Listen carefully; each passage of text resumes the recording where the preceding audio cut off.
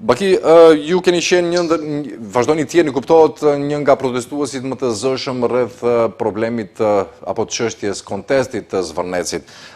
Na thoni çfarë realisht po ndodh atje? Problemi juaj ishte shembullore. Këtu kemi një konflikt tre palësh.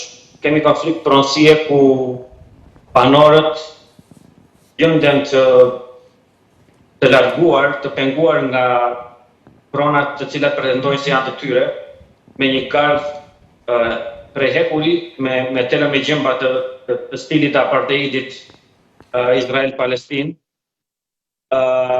Dhe nga ana tjetër kemi dhe insistimin e grupimeve ambientaliste që dhënia e lejeve të zhvillimit në një zonë me biodiversitet kaq të lartë, e cila njihet gjithashtu si zonë e mbrojtur nga ligji shqiptar,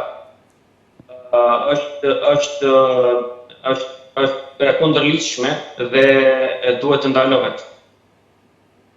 Pra janë disa aktorë të cilët pretendojnë se shkelet interesi kombëtar ose interesi personal i tyre.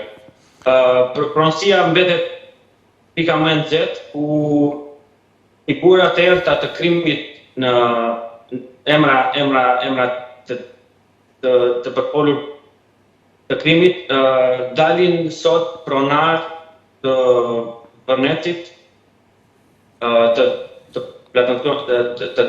hektarëve, të shumë hektarëve në zonën e Zvërnecit, gjë që ngre shumë dyshime për falsifikim dokumentash për mbivendosje pronësie. Prandaj dhe SPAK-u ka reaguar shumë shpejt për këtë çështje gjë për të përfundetur.